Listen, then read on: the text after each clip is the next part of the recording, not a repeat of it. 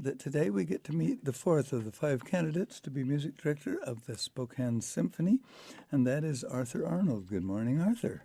Good morning, Vern. And welcome to Spokane. It sounds like you've been well integrated into our city already. First you drove here, right? Absolutely. What a wonderful city. Yeah. And in this weather. Oh, I yeah. mean, what can you wish for more, right? Yeah, now I suppose there's a certain, truth in advertising. It's not always this perfect.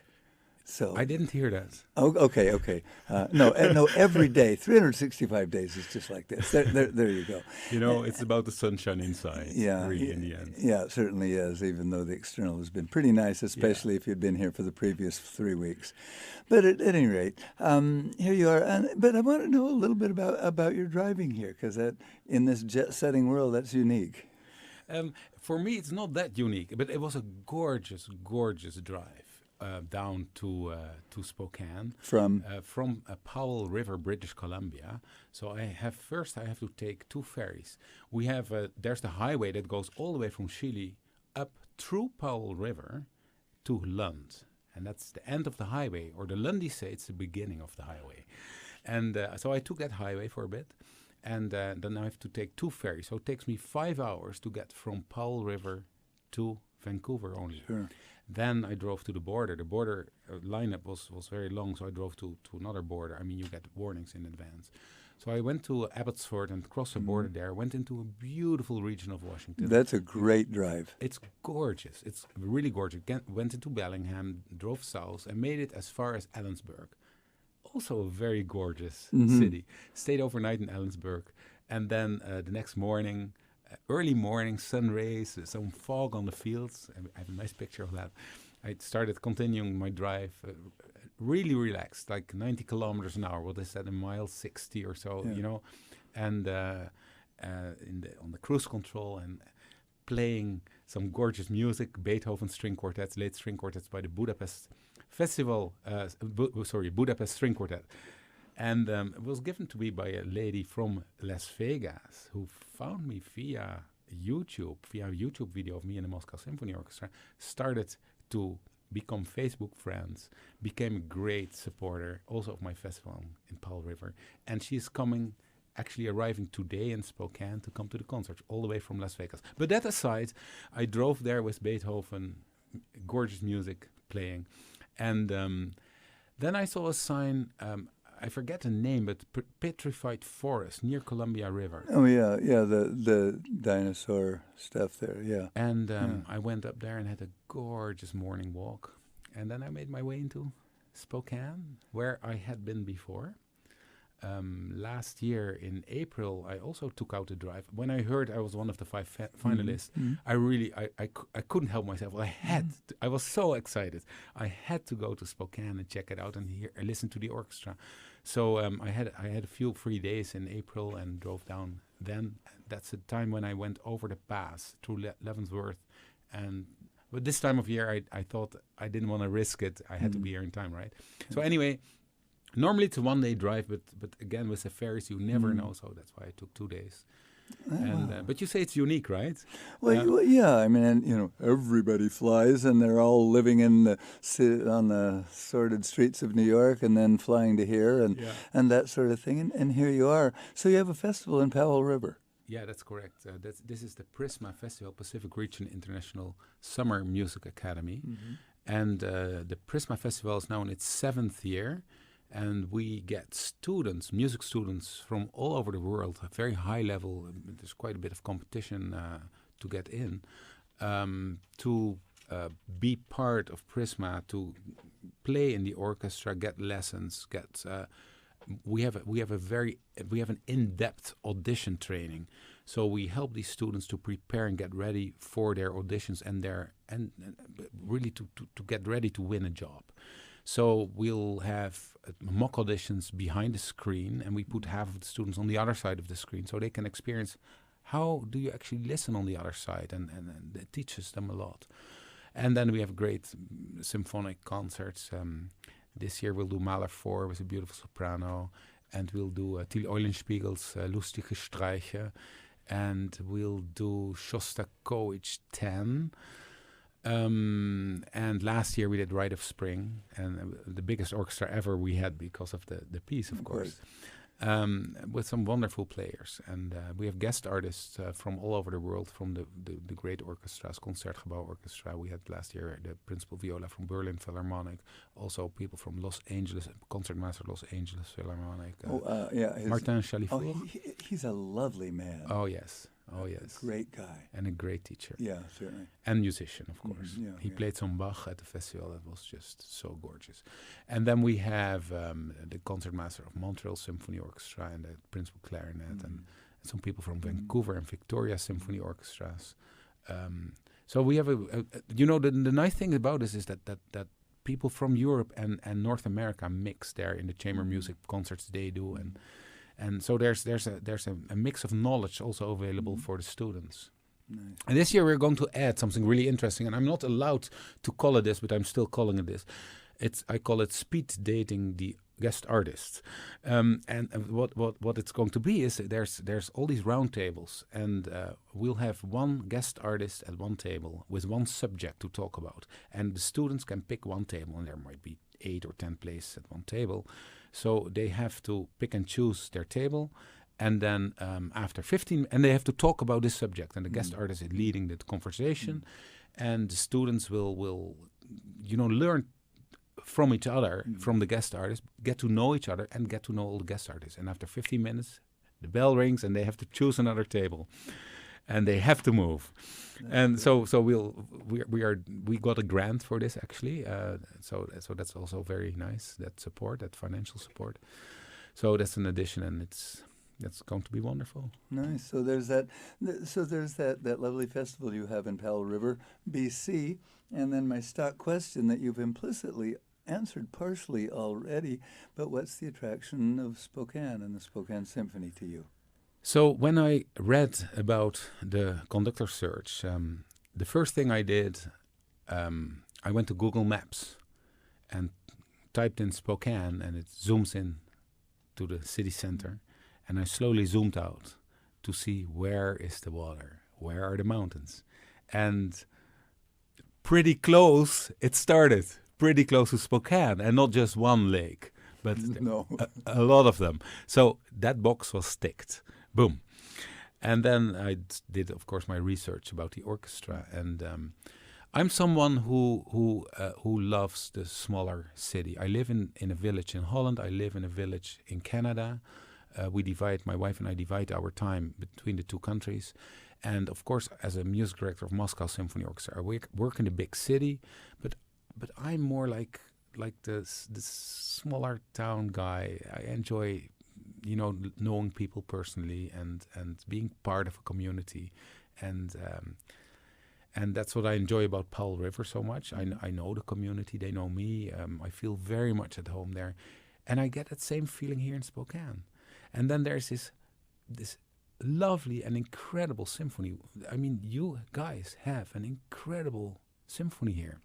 For a town this size, to have this level of playing is exceptional. So it's a real gem. And I told you I came here in April and came to 2 concerts and a few rehearsals. And I thought, yeah, this is it. This is my place. This is where I want to live. This is where I want to move to. And 20% chance, 5 candidates. There you go. Well, that's really great that you did kind of sneak in on your own and see it without anybody biasing you or anything. You just walk into town anonymously and encounter it that way. Yeah. And then when you came to town this week, of course, you've been gone through a whole bunch of very specific things, including to kind of make this all equal the way we view everybody. But you said that one of the things you did, you caught the youth orchestra concert last Sunday night. Yeah. Yeah. So tell about what you learn about a town from doing that. So when I arrived there, and first of all, there's these hundreds of kids running around. It looks like an ant's nest of kids with instruments, and there was this incredible energy.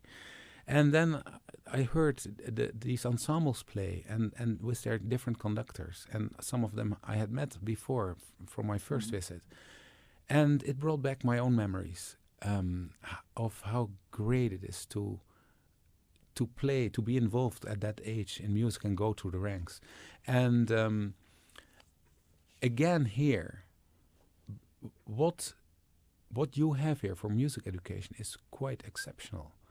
Like there's 4 youth orchestras. That's unheard of. I mean, this is 220,000 people in the city. That's not big. That's unheard of. That's so amazing. And then the sparkle that they play with. So it brought me back to my own first experience in an orchestra. And I just started to learn to play the cello. And on the cello you have a position when you are high up near the scroll with your hand, that you have to spread between your first and second finger really far, because now you can reach a whole tone, and from where you have on the A string normally a B, by stretching back you get half a tone lower to a B flat. And that was really hard for me. I just learned it, and that piece started on a B flat. So my gears were turning. Okay, where is this? And I remember that the conductor, made the upbeat, and the orchestra played, and I played, and there was this incredible sound, this harmony. To this day, and that's probably 45 years plus later, I remember this moment as, wow, amazing. This is, it got me hooked. Yeah. And where was that? That was in a little town in Bussum. I was born in Naarden, and Naarden and Bussum are 2 little towns connected to each other. Naarden is an old star town, old medieval star town. Bussum is the part that grew later. And it was there, very close to Amsterdam, just the outskirts of Amsterdam. Wow. And and for those of us that have so many kind of senses of romance about the aspect of music in the Netherlands, and the great tradition and all of the things we used to get from Radio Nederland, and the imaginative music making and things like that. Did that culture just, beyond the lovely story you just told about that orchestra, was there a lot about the fullness of a civilization that formed you? Yeah, I just told you that Naarden and Bussum are just outside Amsterdam. So the moment I could travel alone by train, when I was probably 13 or 14, I would use my pocket money to buy a ticket on the train to go to Amsterdam. And then I didn't have enough money to pay for the concert, but I actually went quite often to rehearsal of the Concertgebouw Orchestra. And they were so kind there, and also the conductor was okay, that I sat between the horns. And you, as a horn player, know exactly where I was in the orchestra. It's the best place to view everything. Totally. And so I saw the conductors at work, right? And then by that time, the guys at the stage door knew me, so they would also let me in for the concerts. And so when I had enough pocket money, I would go to Amsterdam and sneak into the Concertgebouw and hear some great music. But the radio orchestras that you just mentioned, they are in Hilversum, and that's like, I went to school in Hilversum. That I could go there by bike. So there's some. The first professional orchestra I played in as a cellist was the Radio Symphony Orchestra. Sure. Yeah, a great legacy of that. I'm spending time with Arthur Arnold, who is the conductor candidate in town for the Spokane Symphony, and all of the many things that are going to go on. We're going to eventually focus on maybe what we were supposed to talk about. But oh, really? I don't know. No, maybe not. With we just let it flow like music. But as long as you mentioned that first experience in the youth orchestra, and it's a little inconvenient because it's in the other room, but you have your cello with you, and so would you care to just go to the other room? You said that you were, since you heard the opening of the Elgar Cello Concerto with the youth orchestra soloist, maybe just sit there, and the microphones will hear whatever you want to say, and just say a little bit and play a little bit from your cello about about whatever you want to do Okay, relative to the Elgar. It sounds like I'm becoming a jazz musician and I can improvise there. You can do whatever you like. Well, if you put your hand down, I'll stop, okay? Okay, perfect. Okay. We have till when? No, just kidding. Till your rehearsal tonight. Arthur Arnold, going into the other room, going to grab his cello that he's had along with him as he's made this driving trip from Powell River, British Columbia, to Spokane. And now he's in the other room, and he has a cello, and so he's going to, from his cello, illuminate some things for us right now. So I have no idea, ladies and gentlemen, what Vern just said. So I'm here in the dark, not literally, but this is my chance to talk to you uninterruptedly, and it is so amazing to be here in Spokane. And to hear those orchestras, I told you already a little bit about it, to hear those orchestras play, it's just heartwarming. And if you ever have a chance to see or hear them, you should come. It will just lift your spirit. And there were three music directors, sorry, that's not what I want to say. There were three finalists in the concerto competition. And those three finalists, that was a violinist, a horn player, and a cellist. They played with the orchestra incredible level, like for their age, wow. And the cellist played the Elgar cello concerto first movement and the very end of the last movement. It was very smart how they did it. And I thought, here's my cello. I thought, why don't I play for you that very opening of the Elgar cello concerto? And you know what's so exciting about live music? You never know how it will be. And I told yesterday on the radio, it is like a sports game. You know, you don't know who's going to score. You don't know who's going to win. And in live music, it's the same. You don't know if I'm going to make a big mistake or not. You don't know if my strings will break or not. You don't know if I will get a blackout and just don't know it anymore. So here is that very scary moment of live music.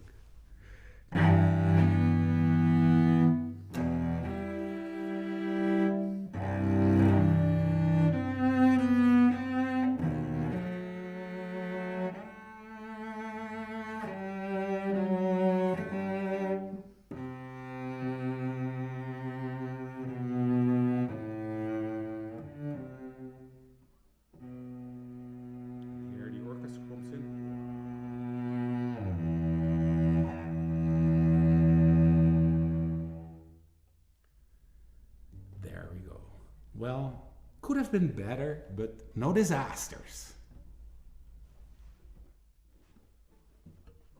Arthur Arnold, bravely going into the other room and just to try out a few things that we're doing here, of introducing several things, including certainly your, by virtue of being a cellist, and then all the great stories you were telling about watching the conductors of the Concertgebouw and all of that. I can easily project that, therefore, as a conductor, you have that orchestral musician sense of what's going on and how they're living, and talk about all of that. It's very true. I played for many years in the Netherlands Philharmonic Orchestra, and we did opera and lots of concerts in the Concertgebouw. As a matter of fact, we played more concerts in the Concertgebouw than the Concertgebouw Orchestra, because they were on tour, etc. I always would bring my score to the rehearsals, and they allowed me to have an extra chair next to me, and I would follow the rehearsal, of course, as a conductor, very intimately and very passionately. So I learned a lot about playing in the orchestra. I learned what works, and I learned what doesn't work. So I don't think there could be a better school of learning how to conduct. But talking about that, I also learned so much from the late Hans Vonk. Have you heard of Hans Vonk? Yeah. Yeah, well, he briefly conducted, wasn't it, the Milwaukee Symphony or some American orchestra? That was Edo de Waard, I think. I know Hans Edo de Waard too. No, Hans Vonk conducted some American orchestras. Well, he did St. Louis. He was music director of St. Louis for quite a few years. There you go. Okay. And that was for him the highlight of his career. He had often said. But so I got to know Hans Vonk through the Netherlands Philharmonic Orchestra, there is also the Netherlands Chamber Orchestra as part of the same organization. And I was already conducting and went to a master class in the UK in 1997 where we would do Don Giovanni. And Hans was doing Don Giovanni that June, just before a month or two before I had to go to the UK with the Netherlands Chamber Orchestra. So I asked him, can I come to the rehearsals? And I had never met him before. And everybody told me, like, he's a nasty man. He is like, you have to be scared of him. And he's, and I asked him, can I come sit in the rehearsals? Of course. And in the same intermission, the first intermission, he said, come with me, come to the conductor's room. Let's talk about the music. And he was so open. He was not a nasty man at all. He was the opposite. And there was such a click that it started a cooperation. I became his assistant for many years. And that led into, you might know that Hans Swan got sick and got ALS, Lou Gehrig, and it was very tragic. His muscles started to fade, and in the end, he could only conduct from the wheelchair with his elbows on an arm pad. And I made them extra wide on his. I'm pretty handy, so I made these extra wide, soft arm pads on his wheelchair, so he could lean his elbows. And in the end, he was basically conducting with his eyes only, and with a little bit of hand that was curled up. His fingers were curled up, and he had no control anymore. But he controlled the whole orchestra with his mind, with his breathing. And I went with him everywhere. I pushed the wheelchair. I drove the car. We went everywhere together. I had to help him drink and eat, and we were sitting there one concert in Utrecht, in the Vredenburg concert hall, Utrecht, where the shooting just happened, as we heard on the news. And Hans, there was live. It was radio orchestra. It was live radio like this is, and we had a pianist, a famous pianist whose name I will not mention here, and it was Brahms' pam pam pam pam pam concerto, and Hans had this good tempo that was also in the rehearsals. The 1 2 3 4 yadam. There was a speed to it. Everything flowed, and the soloist comes in. Had nothing to do with what we did in the rehearsals or whatever. And Hans started swearing. He said, "Godverdomme, Godverdomme." I said, "Hans, quiet. We're on live radio." and he was like, I'll get him back. It was this one of these moments, but this was just a nice story. But I sat there next to such an incredible conductor, and I didn't learn from his arm waving. There was nothing left, but I learned from his breathing, from being there in that energy with him, and observing the orchestra that was totally in full concentration, tuned in to what was happening. And the orchestra played so beautiful, so together. It was a miracle. This was, for me, an incredible learning experience. Isn't that what every one of us conductors needs to learn, what we don't need to do? Yeah, absolutely. And rule number 1 is really don't disturb. Yeah. Right? Kind of the Hippocratic oath of conducting. Yeah, absolutely. I guess we should try to turn to, in the week you've had here, what some of your thoughts have. Because yes, and I agree, it's a really lovely orchestra, a really responsive and caring and beautiful orchestra. So what would hopes and dreams be of you in this orchestra, and things you could do? That's a great question. And let me first say that I'm very impressed with the search process. Like, it's so well designed, and I really trust the process.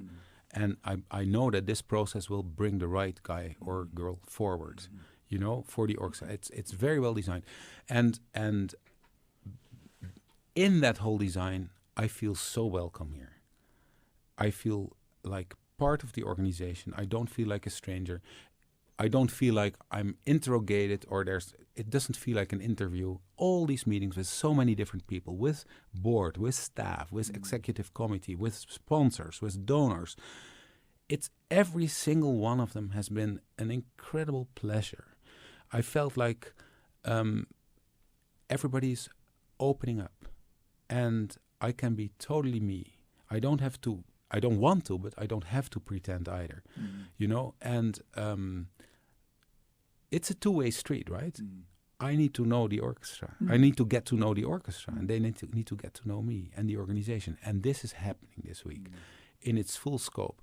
And, you know, with board, executive, staff meetings, we are brainstorming. We are not like, I don't have to answer the question. So what is your vision on programming and how, what are your weaknesses and what are your strengths? And, you know, we are brainstorming. We are thinking together. How can we make this organization even better? How can we streamline? Let's do some soul searching, what we really want to do. And if I were to be the lucky one who gets this position, then we would start a process of, and I can never find this word, strategic planning. We would start strategic planning right away for, I don't know, 10 years, make milestones, see what works, what can improve. So what I really thought that would be really interesting for this orchestra is do more sectional rehearsals. And this comes from my own background, where as a cellist in the Netherlands Philharmonic, with difficult works, we would have sectional with only the strings or only the winds. Or even we would sit alone with the cellos, and the section leader would do a sectional with us. So that was for the big opera works, like the Strauss operas or the Wagner operas. And this builds confidence within the section or within the larger sections, you know, because you start to get to know each other differently than in the whole group. But also you actually use your time very efficiently, which is very important for a union orchestra. Sure. And then there was a very smart musician who said, you know, I suggested let's then do 1 hour, 15 minutes before the break with only the strings. And then I don't need a break. Let's do right away 1 hour, 15 minutes with the wind. And this very smart musician said, you can actually do 1 hour, 15 minutes with the strings. Then you can take a 15-minute break, do 1 hour with the full orchestra, take a 15-minute break, and then do 1 hour, 15 minutes with the wind. So I work a bit more, but the effectiveness of these rehearsals will be amazing. So ever since he said that, I'm like, yeah, that's great. Let's do that. Let's utilize this time and get the most out of it, so that we get even better, a better ensemble. We become even a better ensemble. Well, sure, because everybody always wishes there was one more rehearsal. Exactly, yeah. For that. And in Moscow, I'm in the luxury position of having 4-hour rehearsals. And there's two breaks of 20 minutes. But there's just a little more time to go into detail in the score.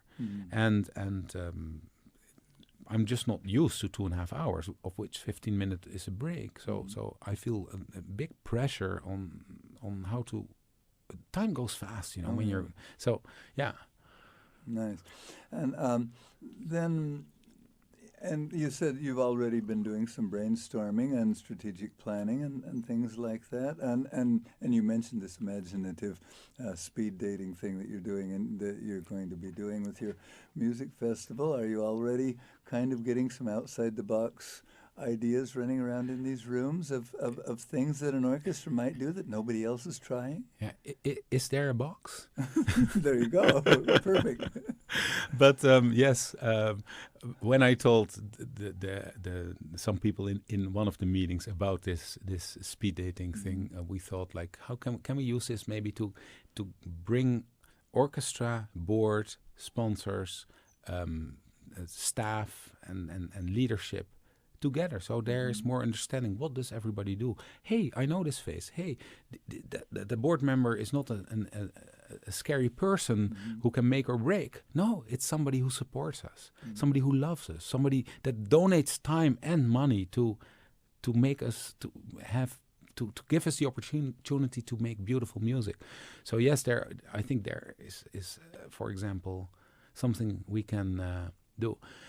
Another thing, last night I had a chat with the whole orchestra, or those who could stay. It was a wonderful evening after the rehearsal. So at 9:30 or 9:45 we started, and we were there until after 11, with great explorations about what would you guys want to do? Where are your wishes? What are your limitations? How do you feel about your position? Where do you see improvement? So again, this didn't become an interrogation, but it became a think tank of very knowledgeable and interested musicians who care for their jobs.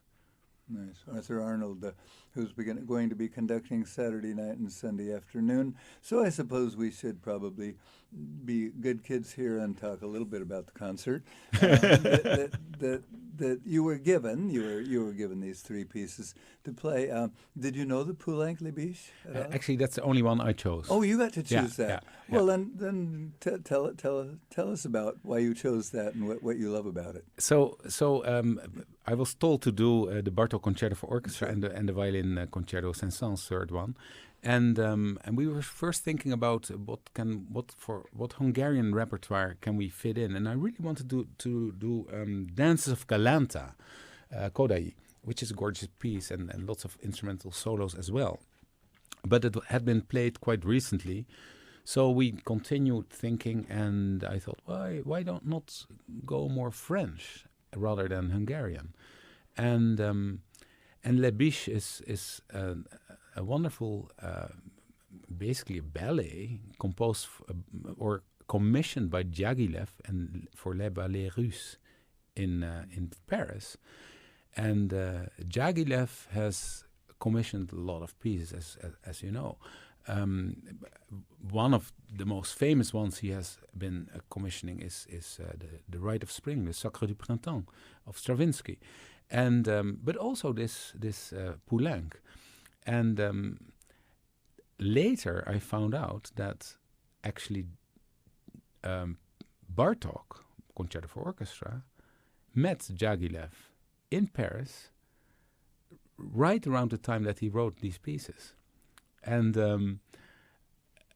actually, Bartok came for lunch in Poulenc's house with Erik Satie and Auric, the Poulenc's friend, one of the Groupe de Six, the group of six, the composers who were somehow connected and supported each other, those six French composers in that turn of the century Paris.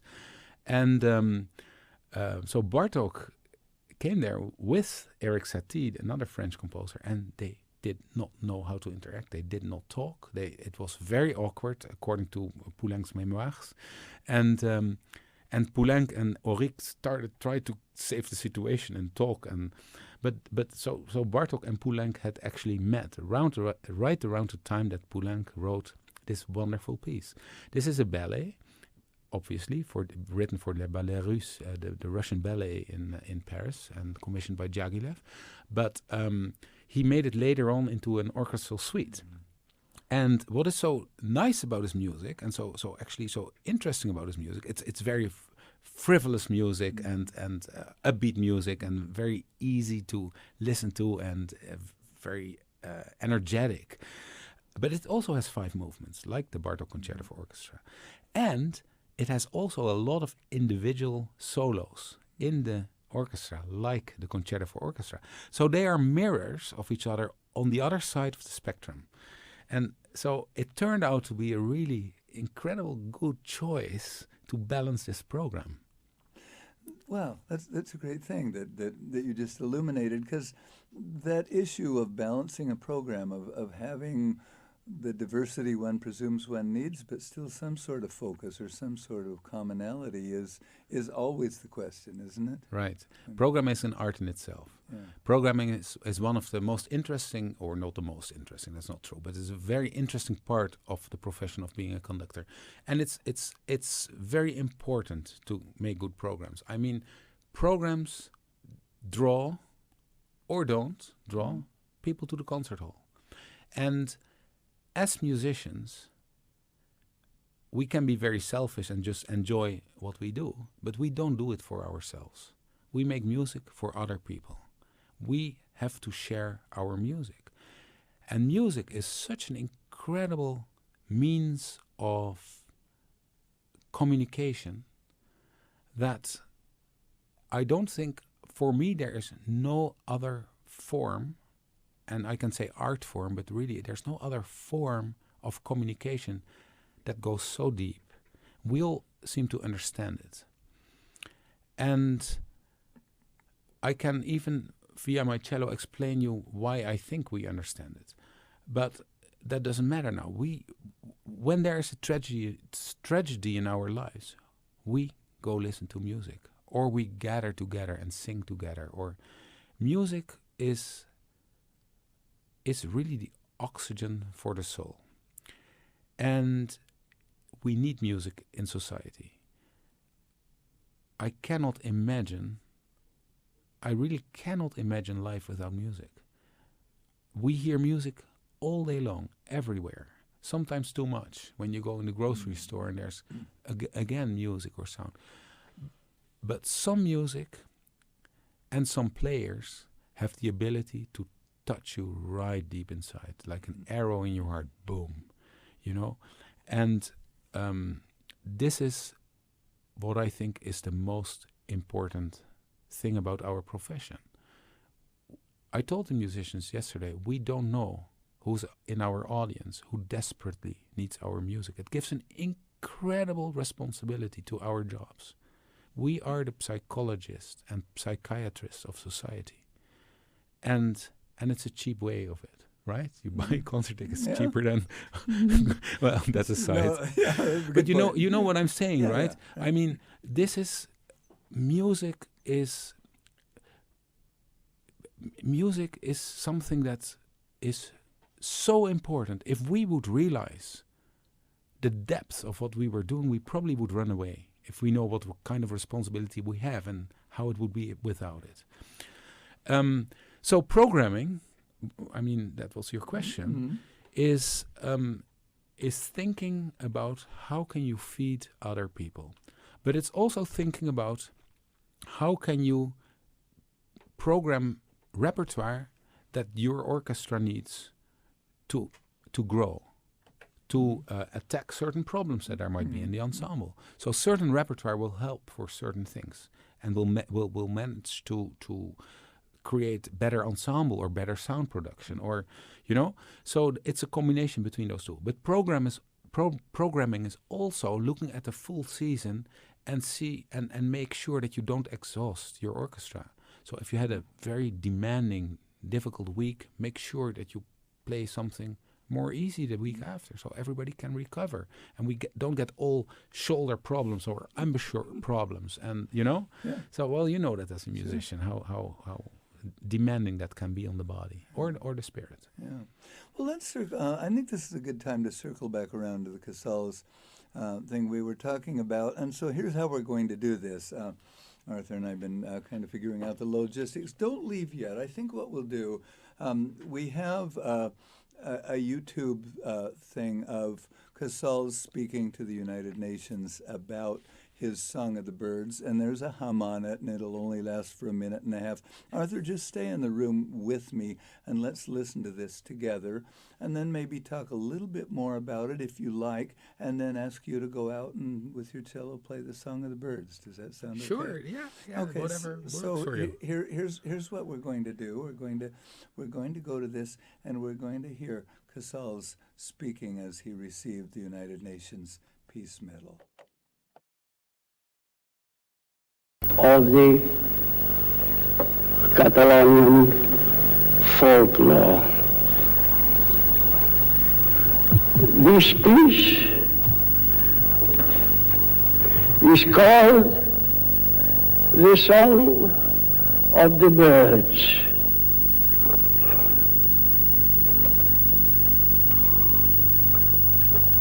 The birds in the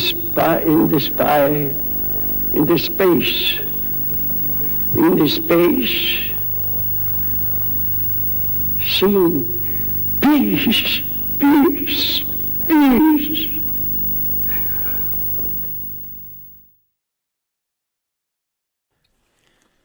So Yeah. there he was, the thing. that Yeah, he did.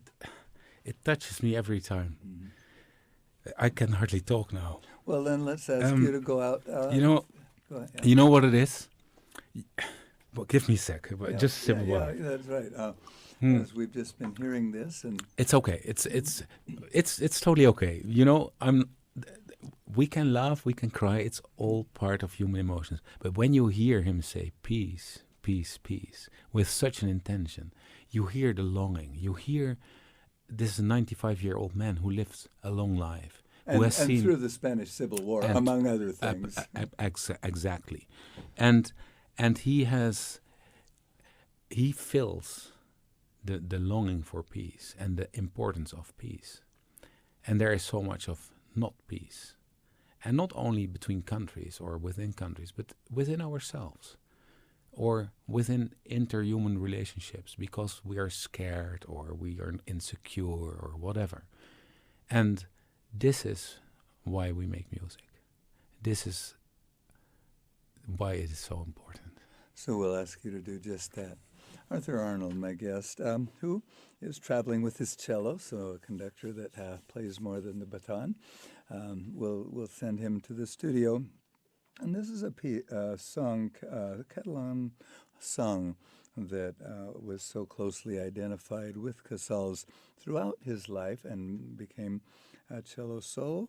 And so we'll go into the other room, and now let's hear it played by Arthur Arnold.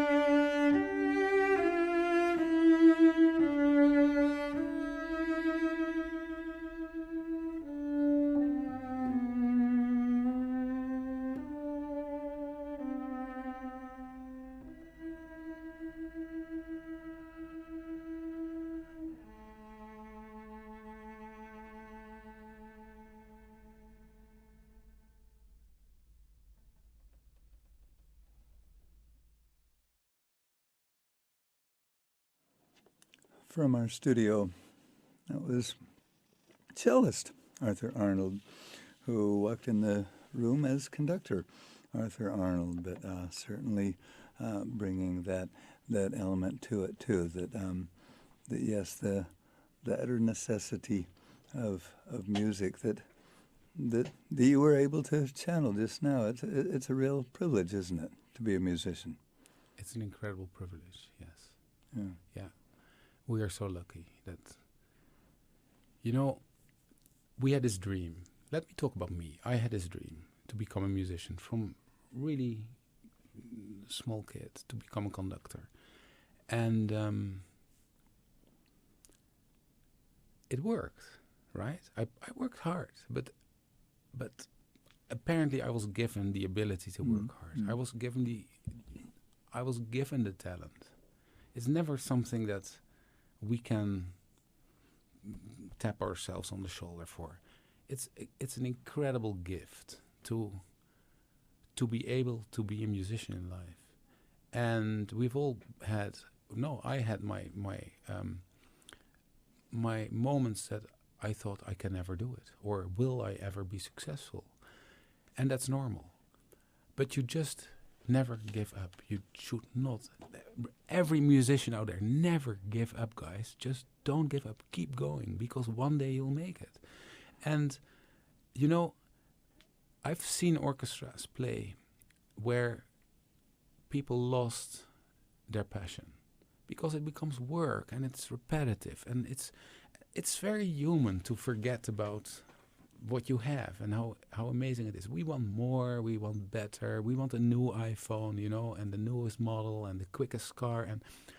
But when you think about what you have, sometimes I have to remind orchestras, why do we do this? And let's think back to the period when we worked so hard to win that audition and to make it into the orchestra. Let's remind ourselves, because we need to do this. We need to give it to others.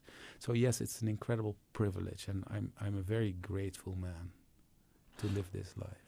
Arthur Arnold in town for this wonderful relational opportunity we're all having, and several aspects of this relational opportunity at 6:45 on Saturday night, and then I guess that would be 1:45 on Sunday afternoon.